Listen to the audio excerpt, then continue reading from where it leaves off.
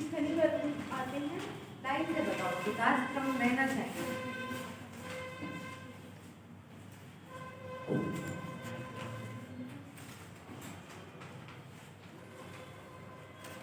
शुरू को मैंने पता जली कौन है ना, जल से स्थल की ओर ही विकास होगा। एक मत्स्य, फिर आधे जली आधे स्थली, भूभयचर, फिर स्थल मध्य और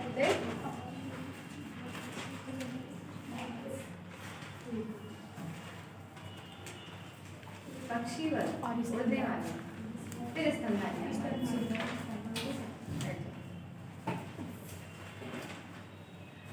अब आप लोग आज बताइए कि कोशिका 3 नंबर में मैं जिससे पूछूंगी वो बोल के बताएगा। लिखने में बहुत समय जाएगा क्योंकि आज मैंने देखा है 2020 और 2021 का पेपर, उसमें कौन कौन सी चीजें पूछी गई हैं और कौन सी चीजें मिस हुई हैं उस टॉपिक से, है ना। तो पहला क्वेश्चन तो 2021 का 3 नंबर में कोशिका ही था, है ना। तो बताओ कोशिका में 3 नंबर में क्या लिखोगे?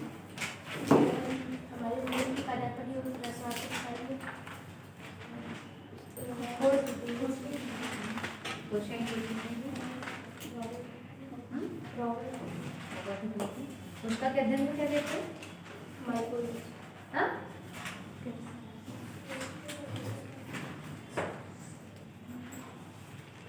मैं लिखकर लाइन में क्वेश्चन, ठीक है।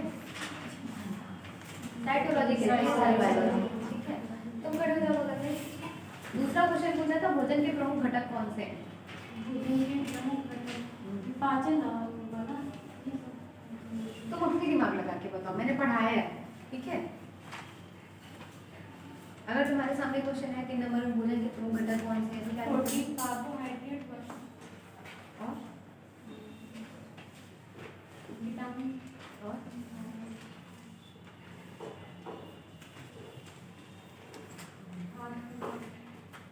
आगे बताती है ना, दो और है।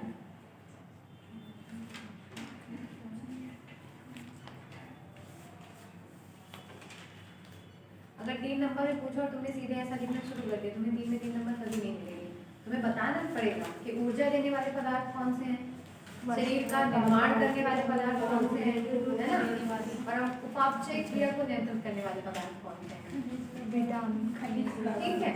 तो ये वही है जो हमने संतुलित आहार में पढ़ा है, बस क्वेश्चन को दूसरी लैंग्वेज में पूछा है, लिखना वही है, ठीक है।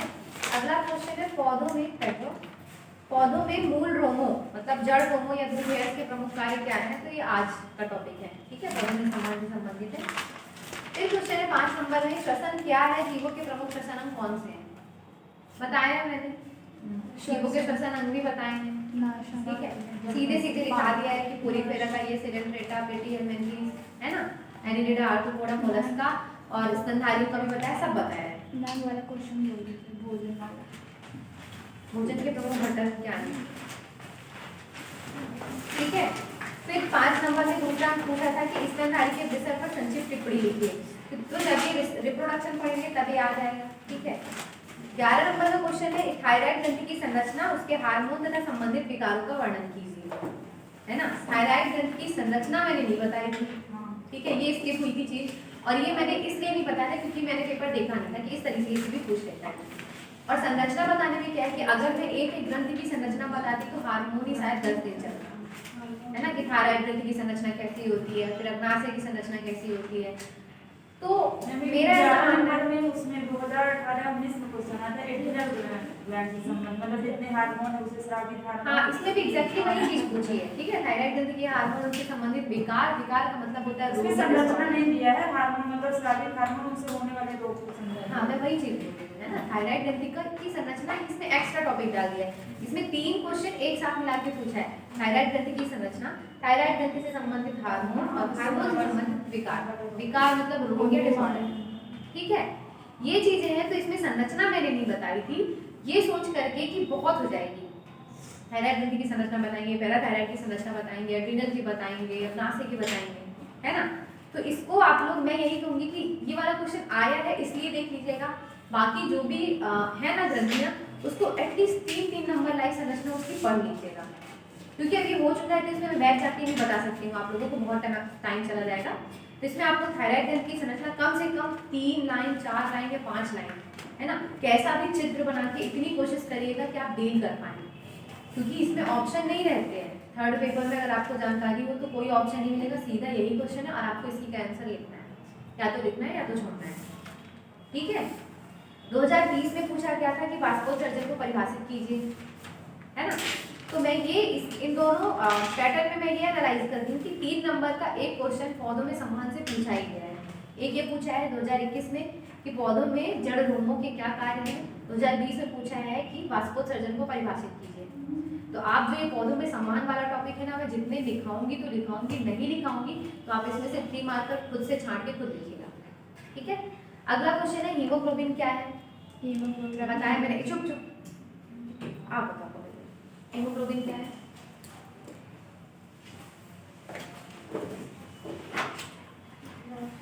हाँ, उनकी कॉपी में मत देखो, नहीं दिखेगा इतना जल्दी, क्यों नहीं याद, थोड़ा सा तो आइडिया लगाओ क्या है। हीमोग्लोबिन बढ़ता घटता है, ब्लड टेस्ट कराते हो तो क्या है, क्या नाम है उसका।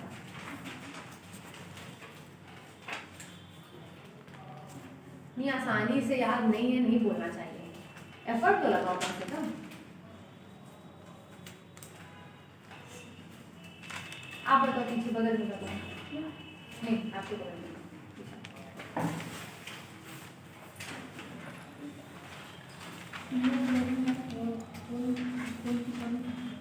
हाँ,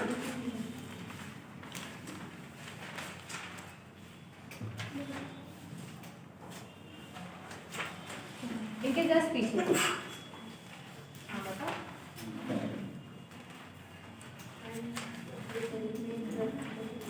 तेज बोल रहा है, आवाज नहीं आ रही।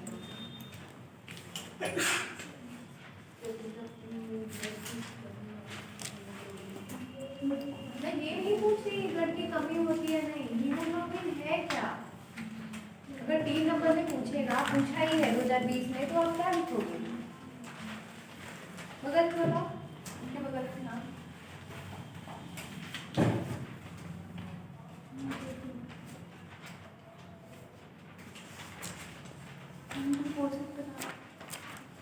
हीमोग्लोबिन को सब पता है, आप बताओ। हीमोग्लोबिन हमारे श्वसन माध्यम से जो ऑक्सीजन होती है वो एल्वेओलाई से हमने जो दाएं निकाल है उसके माध्यम से फेफड़े तक जाती है, धमनी के माध्यम से और शुद्ध जाती है, तो परिवहन को इससे रेडियो करती है। आपने बहुत गलत समझा है, बैठ जाइए सब लोग, बैठ जाइए। आप बताइए बगल में, हाँ बीच में आप कीजिए। हीमोग्लोबिन बढ़ता घटता है, थोड़ा बहुत आइडिया है, या तो जब ब्लड टेस्ट कराते हो तो डॉक्टर बोलता है हीमोग्लोबिन कम है, वही हीमोग्लोबिन में पूछ रही और मैं बता भी चुकी हूँ, बता के मैं लिखवा भी चुकी हूँ, इसीलिए मैं आप लोगों को चीजें लिखवाती हूँ, नहीं तो मैं भी क्या करूँ, पढ़ाकर चली जाऊँ, बोल दूँ कि लिखते रहना मुझसे।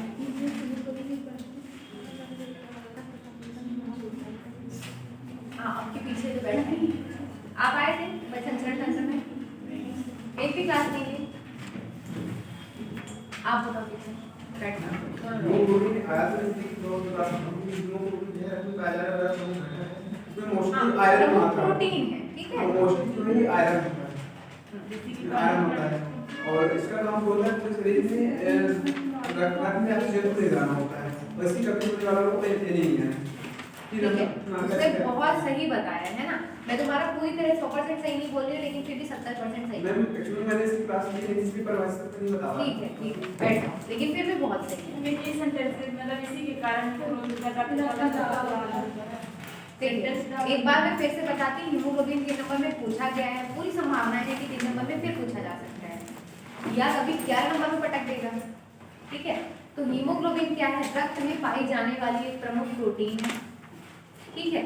इसके घटक आप अगर पहले पॉइंट को ये लिखेंगे, रक्त में पाई जाने वाली प्रमुख प्रोटीन, दूसरा पॉइंट लिखेंगे घटक हिम नामक वर्णक, है ना, हिम ही आयरन होता है, आपकी जानकारी के लिए बता दूं, ठीक है, और ग्लोबिन नामक प्रोटीन, ठीक है। एक संयुग्मी प्रोटीन है हीमोग्लोबिन। जब मैंने प्रोटीन के प्रकार बताए हैं तो मैंने बताया है कि संयुग्मी प्रोटीन क्या होती है, जिसमें प्रोटीन के अलावा एक और अमीनो अम्ल के अलावा एक और घटक जुड़ा हुआ है। इसमें हीम घटक जुड़ा हुआ है, ठीक है।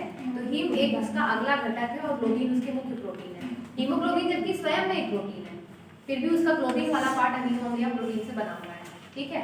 उसका अगला आप लिखेंगे पॉइंट कार्य, शरीर में ऑक्सीजन का संवहन करना, ठीक है।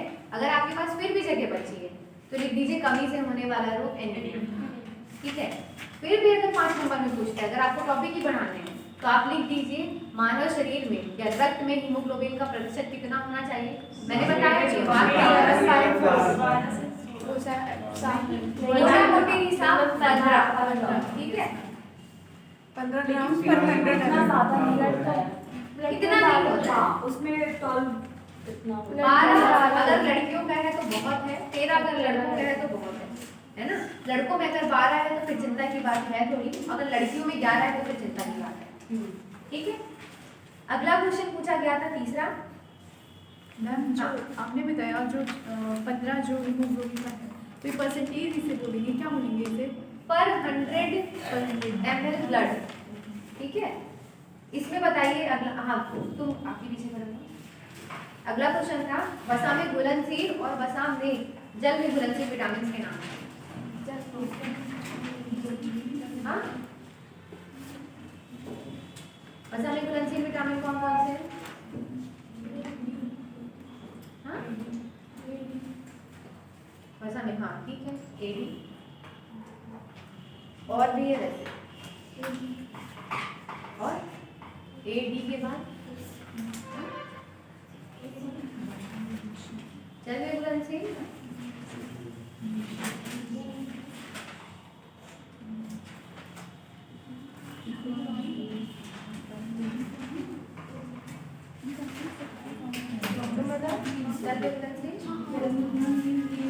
और वसा में घुलनशील आप भी नहीं पढ़ के आते, आप भी नहीं पढ़ के, उसका ऊपर नीचे होता है लेकिन वो कोशिश करती है हमेशा। और कुछ लोग हैं सीधा ही बोल देते हैं मुझे नहीं आता है, बहुत गलत बात है।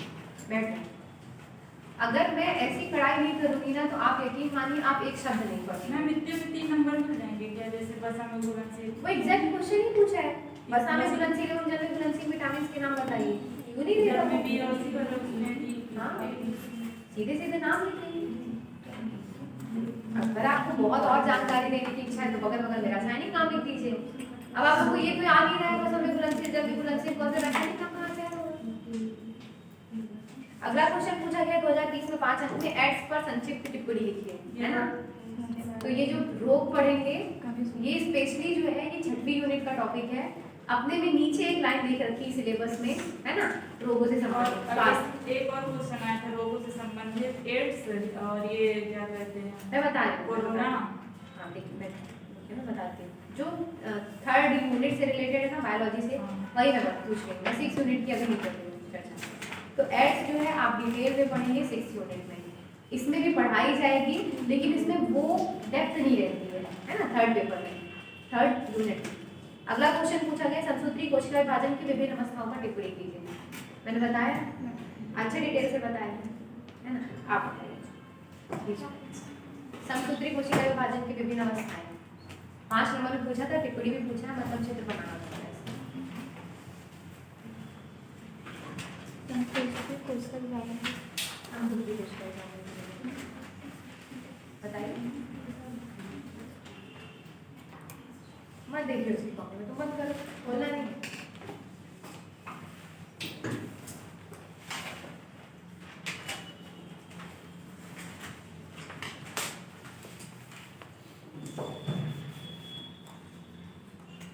तुम बताओ। इंटरफेज, प्रोफेज, मेटाफेज और एनाफेज और टिन। और इंटरफेज में 3 अवस्थाएं 3 होती है, G1 जिसमें आर्यन और डीएनए बाद में करेंगे और टाइम जी। जाएगा, है ना। बैठ जाओ, याद किया है उसमें, आप भी बैठ जाइए, ठीक है। अगला क्वेश्चन 11 नंबर में पूछा गया था प्रतिरक्षा तंत्र क्या है, इसके घटकों को बताइए और जन्मजात प्रतिरक्षा का विस्तृत वर्णन कीजिए। मतलब 3 क्वेश्चन को मिला करके 11 नंबर का एक क्वेश्चन उसने बनाया है।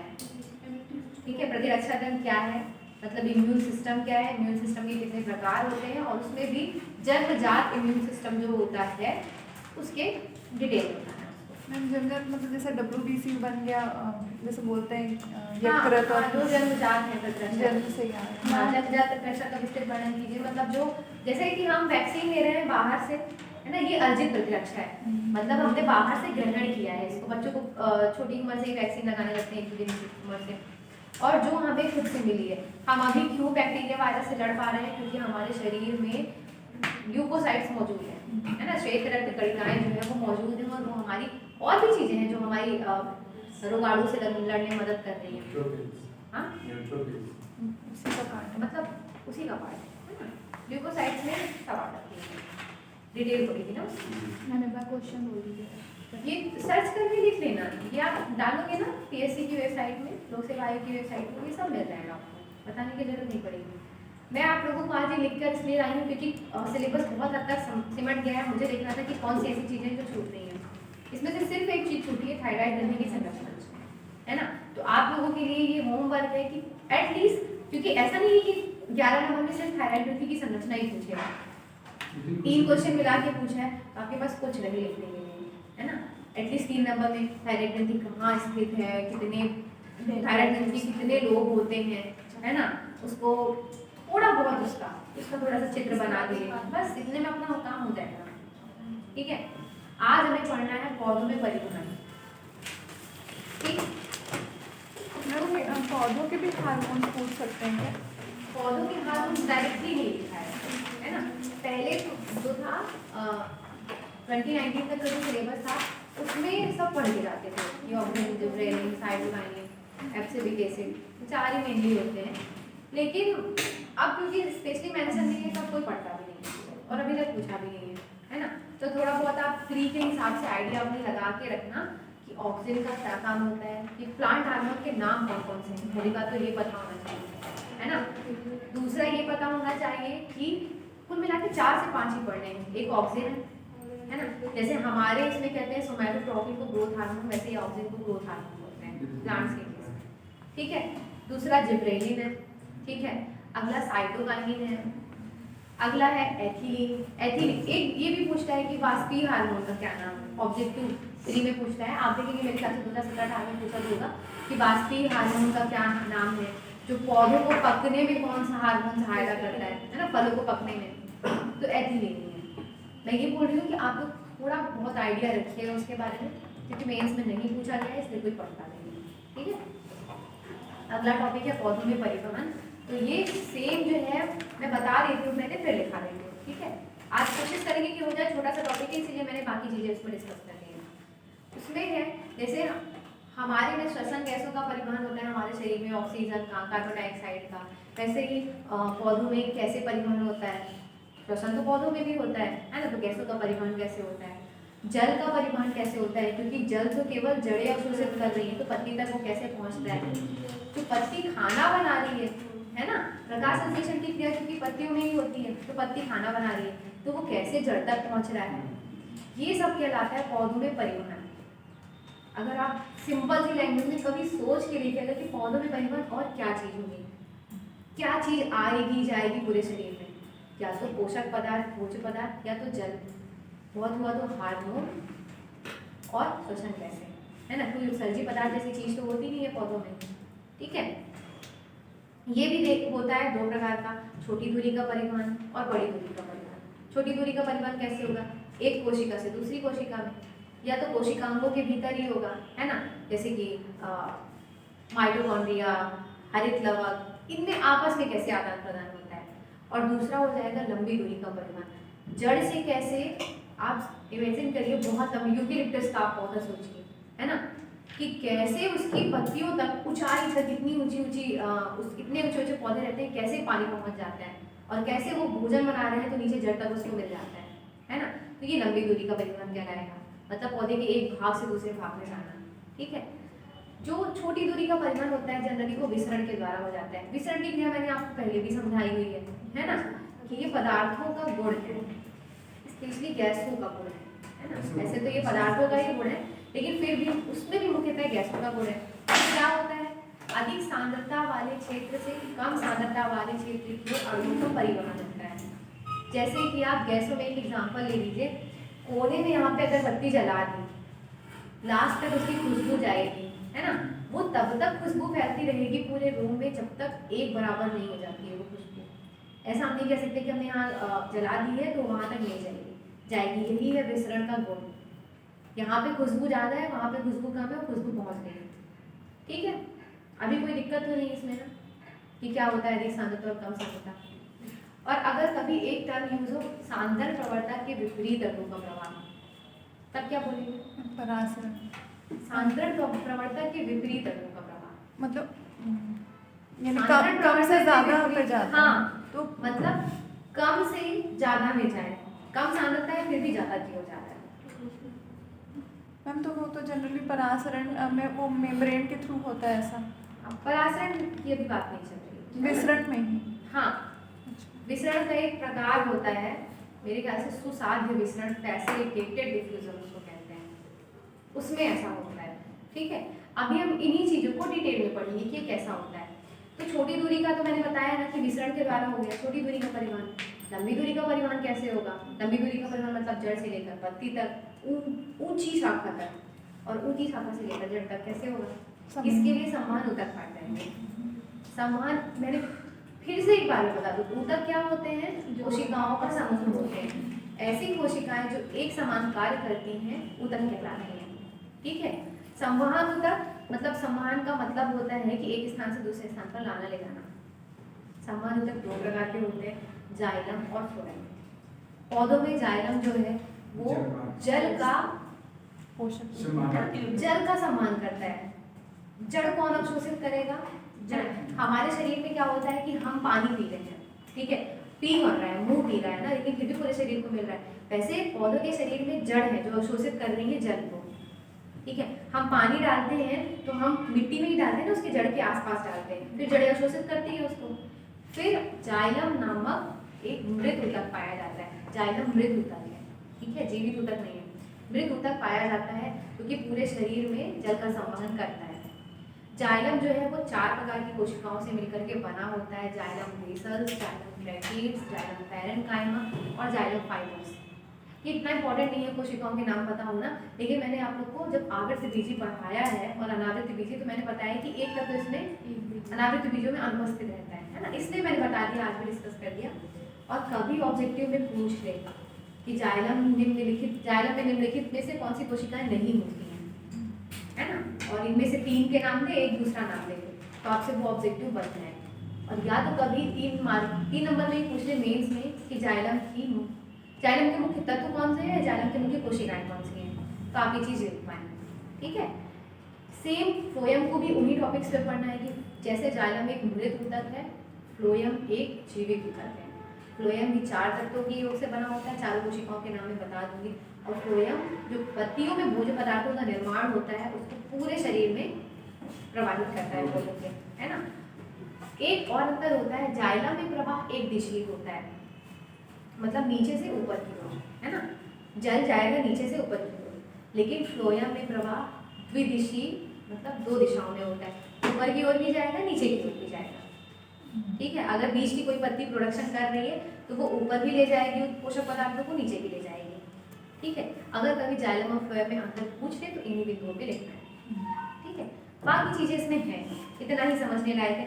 कुछ टर्मिनोलॉजी है जैसे रसारोहण क्या होता है, वास्कोसर्जन 3 नंबर में पूछा भी गया है, तो ये मैं लिखा दूंगी कुछ, और कुछ आप जो खुद से कर सकते हैं वो आप लिख लीजिएगा 3 नंबर में। ठीक है, हेडिंग डाल लीजिए पौधों में परिवहन।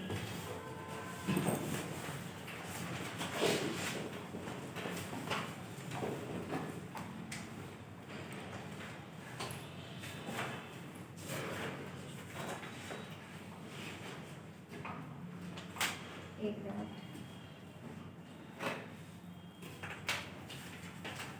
देखिए इसी में इंग्लिश में लिख लीजिएगा ट्रांसपोर्ट इन प्लांट्स, उसमें सर्कुलेशन शब्द इस्तेमाल होता है परिसंचरण में, इसमें ट्रांसपोर्ट होगा, ट्रांसपोर्ट इन प्लांट्स। देखिए परिवहन वह प्रक्रिया है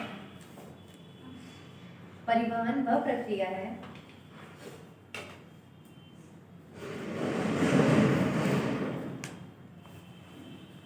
जिसके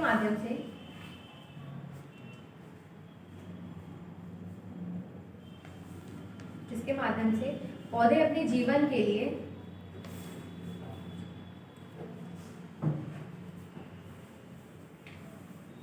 उसके सभी भागों में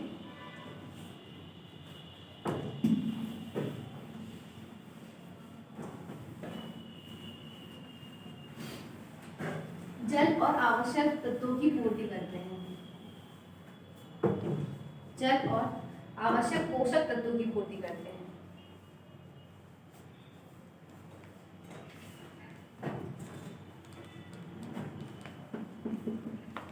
लिखिएगा पौधों में परिवहन के प्रकार।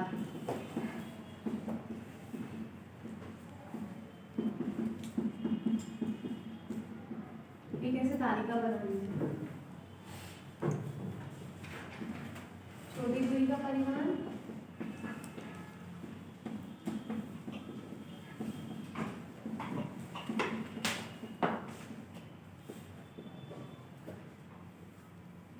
इसके दो प्रकार हो जाएंगे, सक्रिय परिवहन और निष्क्रिय परिवहन। पहले निष्क्रिय लिख देते हैं।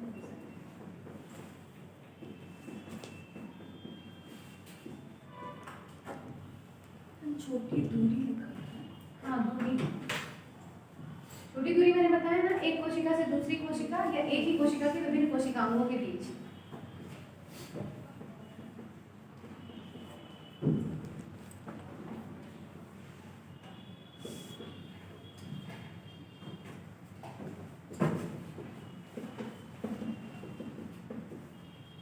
लंबी दूरी का परिवहन।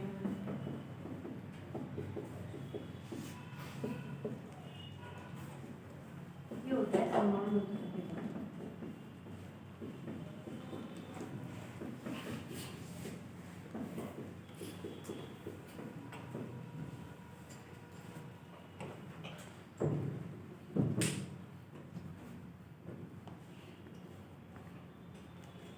सक्रिय परिवहन को आरोही परिवहन भी कहते हैं। लिख लीजिए भैया, आरोही परिवहन।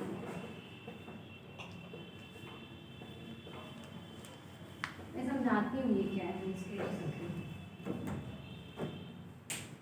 इसमें लिखिए लघु दूरी परिवहन, पहली हेडिंग डालिए लघु दूरी परिवहन।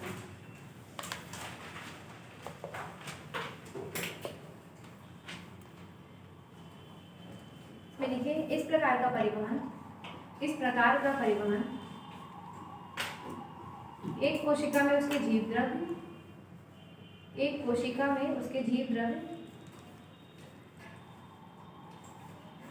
एवं विभिन्न कोशिकाओं के बीच होता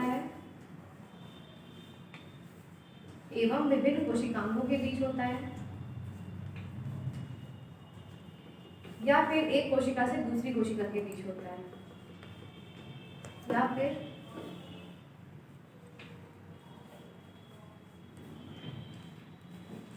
एक कोशिका से दूसरी कोशिका के बीच होता है। यह दो प्रकार का होता है। अगला पॉइंट, यह दो प्रकार का होता है। पहला निष्क्रिय परिवहन।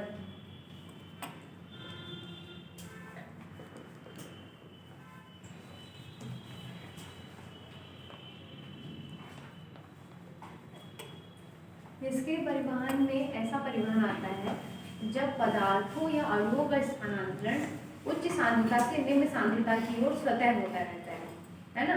इसमें किसी प्रकार की बाहर से ऊर्जा देने की आवश्यकता नहीं होती है, ठीक है।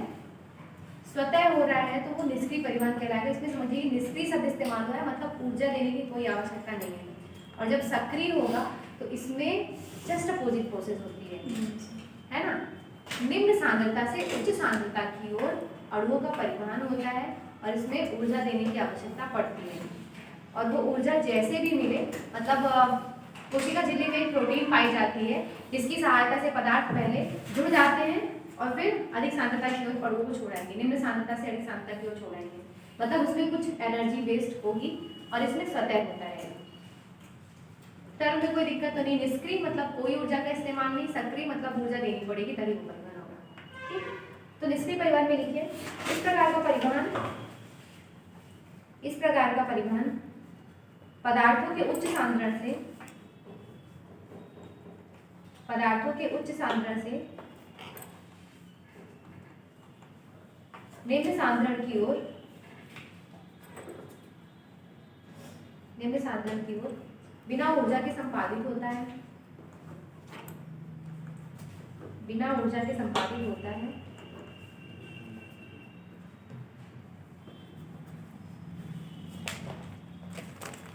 अगला पॉइंट लिखिएगा, यह विसरण के द्वारा संपन्न होता है, यह विसरण के द्वारा संपन्न होता है।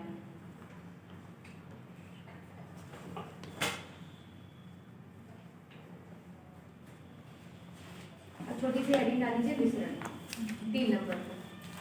डिफ्यूजन कहते हैं इंग्लिश में।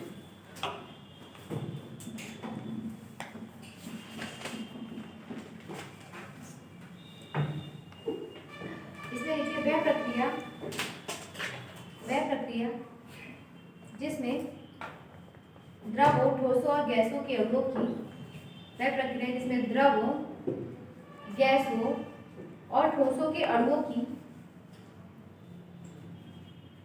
अधिक सांद्रता वाले क्षेत्र से,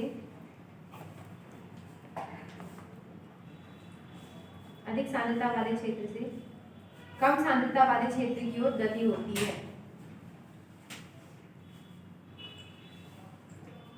कम सांद्रता वाले क्षेत्र की ओर गति होती है।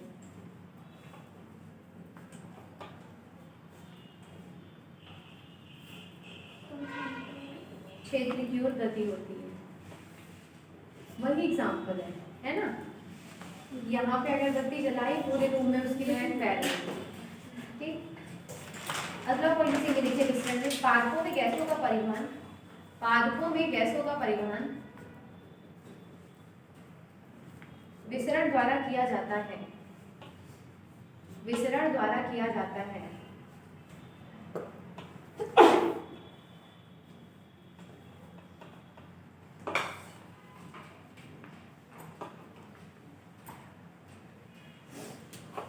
दूसरा लिखिएगा सक्रिय परिवहन, सक्रिय परिवहन।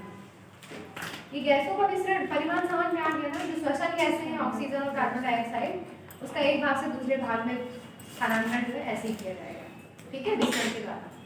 अगली हेडिंग है सक्रिय परिवहन। सक्रिय से क्या मतलब बताएंगे? जो जिसमें ऊर्जा की आवश्यकता है ना, जिसमें ऊर्जा की आवश्यकता होती है। और ऊर्जा क्यों लगानी पड़ रही है? क्योंकि विपरीत क्रिया हो रही है ना। अधिक सांद्रता से कम सांद्रता की ओर न जाकर के कम सांद्रता से अधिक सांद्रता की ओर जा रही है, ठीक है। मतलब कि आप थोड़ा सा ऐसे एग्जांपल समझ लीजिए कि जो किशमिश है, ठीक है, किशमिश को अगर हम पानी में डालते हैं तो वो अंगूर जैसी हो जाती है, ठीक है। अब हम किसी अंगूर को सुखा रहे हैं, किशमिश बना रहे हैं, मतलब एक तो उसमें ऑलरेडी जल की मात्रा कम है, हम उसमें जल की मात्रा और गायब कर रहे हैं, वातावरण में डाल रहे हैं, ठीक है। ये समझ में आ रहा है? ऐसी सूख जाने की धूप में रखना पड़ेगा। धूप में रखेंगे ना तो वातावरण में नमी की मात्रा तो है, बराबर है, फिर भी हम उससे और नमी निकाल रहे हैं उसकी। आप नॉर्मल समझिए, किशमिश को पानी में डालें, है ना, बाहर क्या है, पानी में सांद्रता अधिक है जल के अणुओं की, किशमिश में कम है, तो अधिक सांद्रता से कम सांद्रता की ओर गए, मतलब किशमिश के अंदर पानी जा रहा है, तभी वो फूल के अंकुर बन रही है, ठीक है। अब उस अंगूर को हम किशमिश में बदल के सुखा रहे हैं, पानी से निकाल के, ठीक है। मतलब बाहर सांद्रता है, नमी की बराबर सांद्रता है, लेकिन फिर भी हम उसको और कर रहे हैं, सुखा रहे हैं, ठीक है। किसी चीज में कम सांद्रता को और कम में किए ही जा रहे हैं, मतलब और हम उसकी नमी देकर के दूसरे में डाल रहे हैं अधिक सांद्रता वाले में, और उसको हम पूरी तरह से बर्बाद के कर रहे हैं, ठीक। लिखिए इसमें, जब पदार्थ के अणुओं का परिवहन, जब पदार्थ के अणुओं का परिवहन सांद्रण प्रवणता के विपरीत, सांद्रण प्रवणता के विपरीत, अर्थात ब्रैकेट में लिखिएगा, अर्थात निम्न सांद्रता से उच्च सांद्रता की ओर, निम्न सांद्रता से उच्च सांद्रता की ओर किया जाता है, तो इसे सक्रिय परिवहन कहते हैं।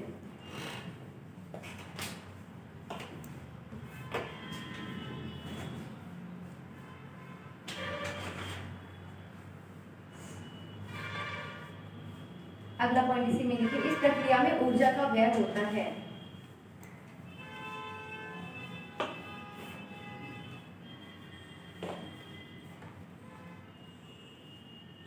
इसी में अगला पॉइंट लिखिएगा, यह प्रक्रिया झिल्ली में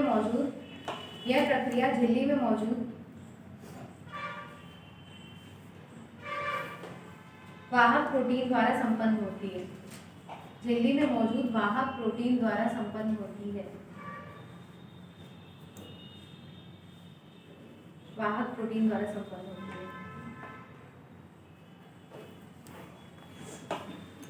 दूसरी हेडिंग डालिए, दीर्घ दूरी परिवहन। दीर्घ दूरी का परिवहन, दीर्घ दूरी परिवहन, लॉन्ग डिस्टेंस ट्रांसपोर्ट। में लिखिए, पौधों में दीर्घ दूरी परिवहन, पौधों में दीर्घ दूरी परिवहन संवहन ऊतकों के द्वारा संपन्न होता है। दीर्घ दूरी परिवहन संवहन ऊतकों के द्वारा संपन्न होता है।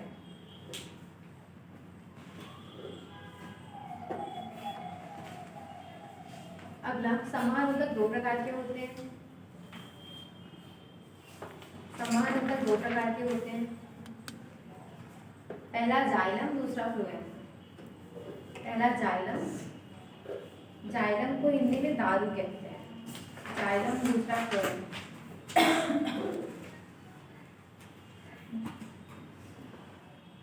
फ्लोएम को शायद बास्ट कहते हैं, ठीक है। अगर हिंदी में जैसे कि अगर मान लीजिए आपको कोई डाउट होता है ना, प्री में जब क्वेश्चन पूछते हैं या मेंस में भी, तो आप उसका इंग्लिश वाला क्वेश्चन जरूर देखिएगा। हिंदी में कभी कभी चमकाने के लिए दारू ही लिख देगा, ठीक है। तो आप उसको इंग्लिश में देख लेंगे तो आपको समझ में आ जाएगा कि वो जाइलम पूछ रहा है।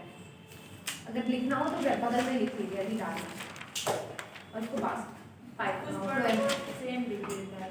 हाँ कुछ वर्ड सेम लिख देता है। हाँ, कुछ वर्ड इसीलिए तो दोनों, इसीलिए मैं बोलती हूँ कि दोनों लैंग्वेज आए तो ज़्यादा अच्छा है, साइंस में स्पेशली, क्योंकि फिर आपसे नहीं हो पाता है। आप बहुत सारे देखेंगे ऐसे टर्मिनोलॉजी पूछेगा, ठीक है। तो जाइलम में लिखिए। अब जाइलम को 5 नंबर या 3 नंबर में कैसे लिखेंगे मैं उस पेज में लिखा रही हूँ, ठीक है। देखिए, जाइलम एक प्रकार का संवहन ऊतक है। जाइलम एक प्रकार का संवहन ऊतक है।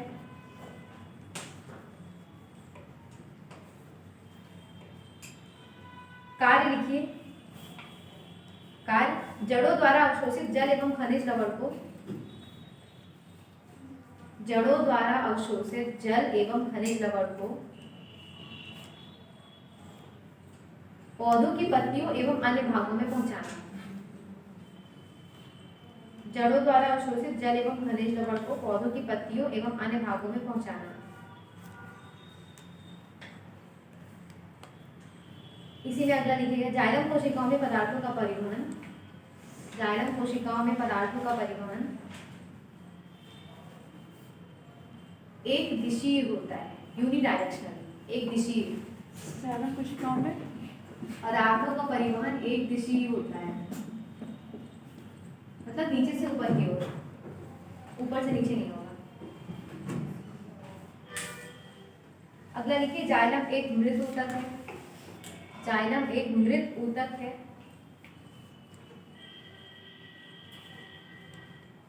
अगला लिखिएगा, जाइलम के घटक। जाइलम के घटक 4, ब्रैकेट में 4 लिख दीजिए, डैश करके लिखिए। पहला ट्रैकीड्स, मतलब जाइलम कोशिकाएं हैं 4 प्रकार की, ट्रैकीड्स। दूसरा है वेसल्स। तीसरा है xylem parenchyma.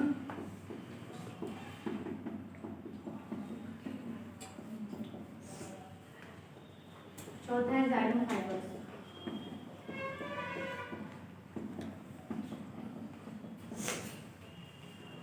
Xylem fibres.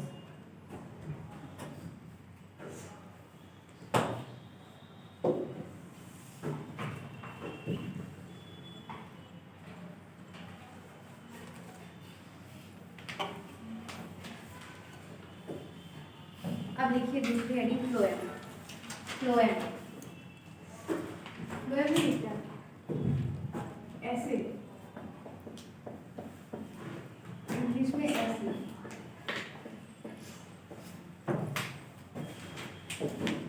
Phloem को वास्ट भी कहते हैं। इसमें लिखिए फ्लोएम एक प्रकार का संवहन ऊतक है। 5 नंबर में पूछिए, 3 नंबर में सफिशिएंट मैटर है। फ्लोएम एक प्रकार का संवहन ऊतक है। कार्य लिखिए, पौधों में पत्तियों द्वारा बनाए गए पोषक पदार्थों का परिवहन करना। पौधों में पत्तियों द्वारा बनाए गए पोषक पदार्थों का परिवहन करना।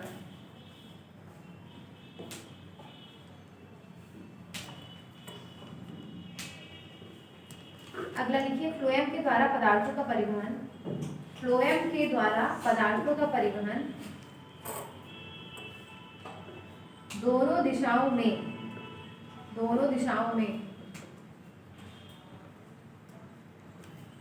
ब्रैकेट में ऊपर व नीचे होता है।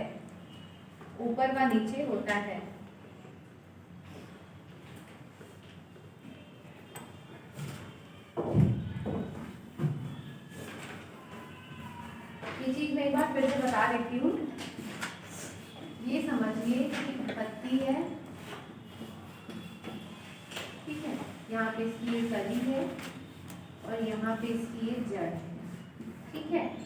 तो ये जड़ों में पाए जाते हैं छोटे छोटे रेशे। अगर आपने जड़ उखाड़ के देखी होगी तो पाए जाते हैं ना रेशे, है ना, उन्हें कहते हैं रूट हेयर्स या जड़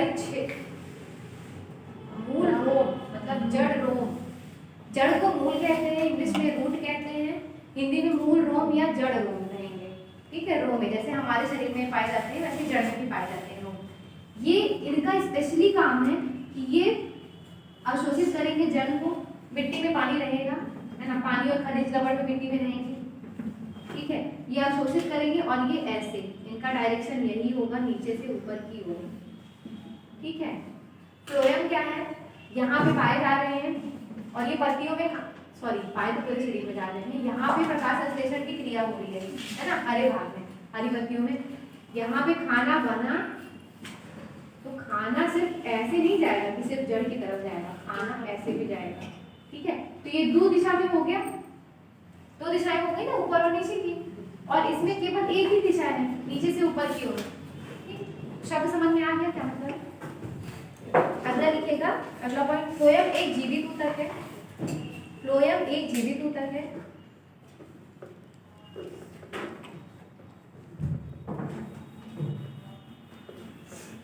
अगला लिखिएगा फ्लोएम के घटक। फ्लोएम के घटक, पहला है सीव ट्यूब्स। 4 घटक इसके भी होते हैं। सीव ट्यूब्स, इसको कहते हैं हिंदी में चालनी नलिकाएं। तो इतना कठिन मत देखिए, सीव ट्यूब सीखती है, सीव ट्यूब्स। और दूसरा होता है कंपेनियन सेल्स, इसका होता है सखी कोशिकाएं, कंपेनियन सेल्स। तीसरा होता है फ्लोएम पैरेन्काइमा, फ्लोएम पैरेन्काइमा और फ्लोएम फाइबर्स, फ्लोएम फाइबर्स या बास्ट फाइबर्स।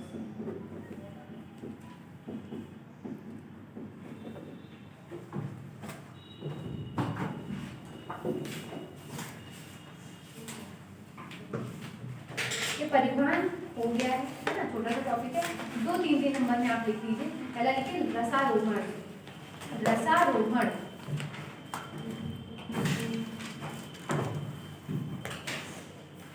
रसारोहण इसे एसेंट ऑफ सैप भी कहते हैं, लेकिन वो नहीं लिखेंगे तो भी चलेगा इंग्लिश में, एसेंट ऑफ, और भी कहते हैं इसको, ठीक से मुझे भूल गया क्या।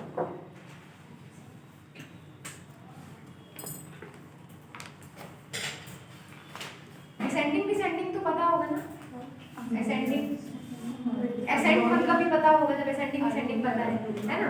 एसेंट मतलब ऊपर की ओर चढ़ना, सैप मतलब होता है रस, तो रस का ऊपर की ओर चढ़ना, मतलब वही रसारोहण, रस का आरोहण, है ना, रस का ऊपर की ओर चढ़ना। तो इसमें क्या होता है, जड़ों द्वारा अवशोषित जो जल और खनिज लवण होता है ना, वो गुरुत्वाकर्षण की शक्ति क्या होती है, नीचे की ओर काम करती है, पृथ्वी के केंद्र की ओर। वो गुरुत्वाकर्षण की शक्ति के विपरीत, है ना, जल को और खनिज लवण को पहुंचा रहा है पत्तियों तक, वही क्रिया भी जो है रसारोहण कहलाती है। इसको समझाने के लिए बहुत सारे वैज्ञानिकों ने सिद्धांत किए, है ना। एक हमारे भारतीय वैज्ञानिक थे जगदीश चंद्र बोस, उन्होंने पल्सेशन थ्योरी दी थी। तो ये थ्योरी हम लोगों को नहीं पढ़नी है, मेरे ख्याल से 3 नंबर से ज़्यादा भी नहीं पूछेगा। और भी होती है, डिक्सन और जॉली ने संदेहवाद दिया था। तो हो सकता है कि आगे के 2-3 साल बाद वो पूछने लगे, उसके पास जब सरल क्वेश्चन खत्म हो जाए तो कठिन में आ जाए वो, लेकिन फिलहाल मुझे नहीं लगता कि पूछेगा ये थ्योरी, ठीक है। इसलिए 3 नंबर में पूछ सकता है, इसलिए लिख लीजिए।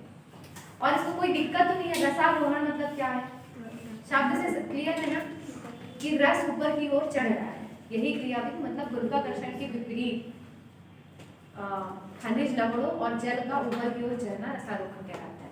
तो लिख लीजिए, जड़ों द्वारा अवशोषित जल का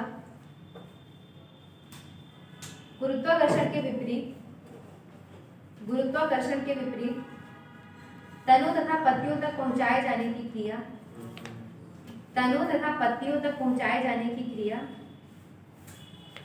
रसारोहण कहलाती है।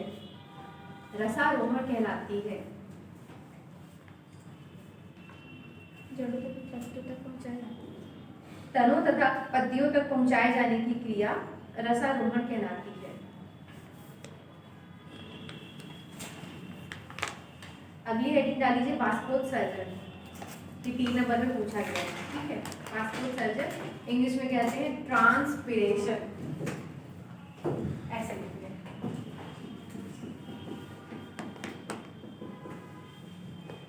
बाष्पोत्सर्जन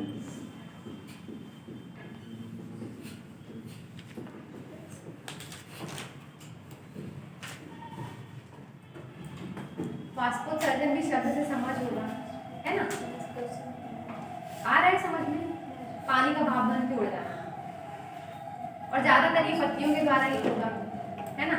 मतलब जड़ें अवशोषित कर रही हैं और पत्तियां उसको उड़ा रही हैं, वो वाष्पोत्सर्जन की क्रिया भी कहलाएगी। इससे बहुत सारी चीजें होती हैं, पौधों का टेम्परेचर मेंटेन होता है। मतलब वाष्पोत्सर्जन का पौधों का एक आवश्यक दुर्गुण कहते हैं, है ना। दुर्गुण इसलिए क्योंकि वैसे ही इतनी एनर्जी खर्ची करनी पड़ रही है जल को पाने के लिए, है ना। जल मिल नहीं रहा है इतनी आसानी से, और पत्तियां उसको उड़ा देती हैं, तो वो आवश्यक तो है और एक दुर्गुण भी है। मतलब प्रॉफिट और लॉस दोनों है।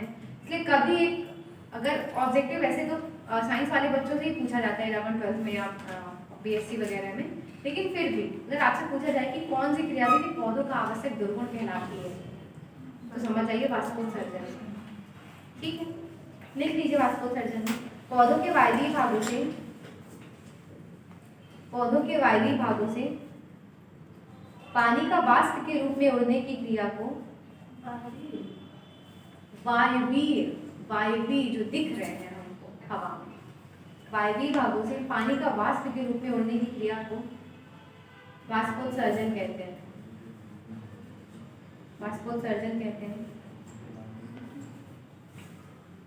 इसी में अगले लिख लीजिए वाष्पोत्सर्जन के प्रकार।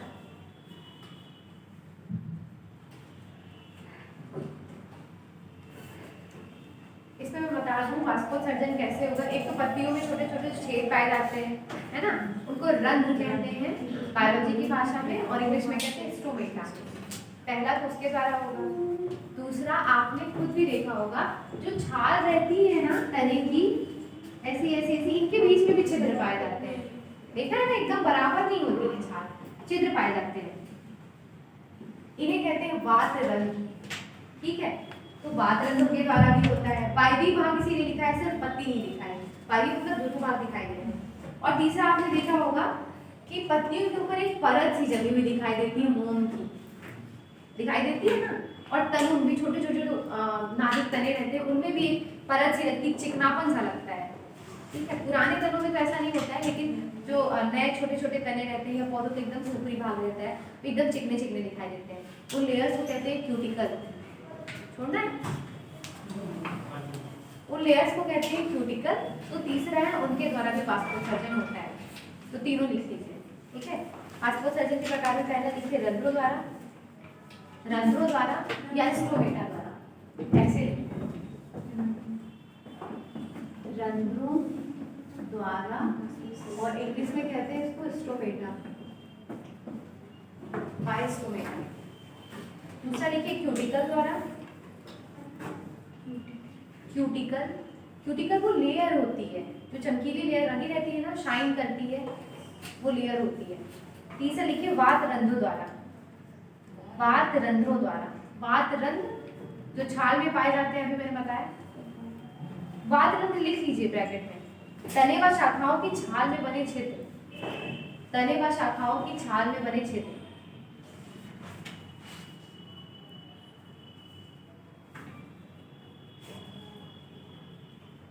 पौधों में परिवहन आपका कंप्लीट होता है।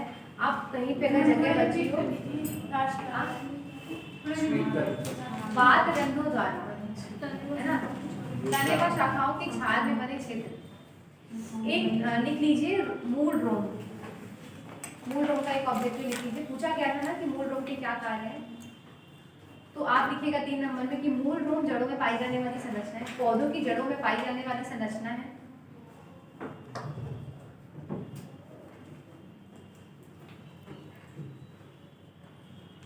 इसका मुख्य कार्य पाई जाने वाली संरचना है। इसका मुख्य कार्य जल व खनिज लवणों का अवशोषण है। जल व खनिज लवणों का अवशोषण है। ठीक है। अगर बगल में थोड़ी सी जगह हो तो उसमें एक चित्र बना लीजिएगा।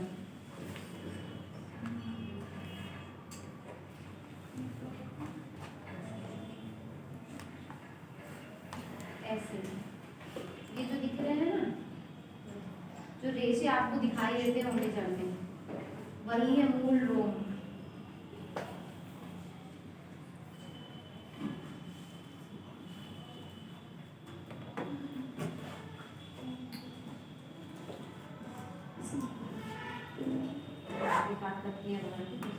इसको लिख देना रूट हेयर्स या मूल रोम, हिंदी में लिखना है मूल रोम।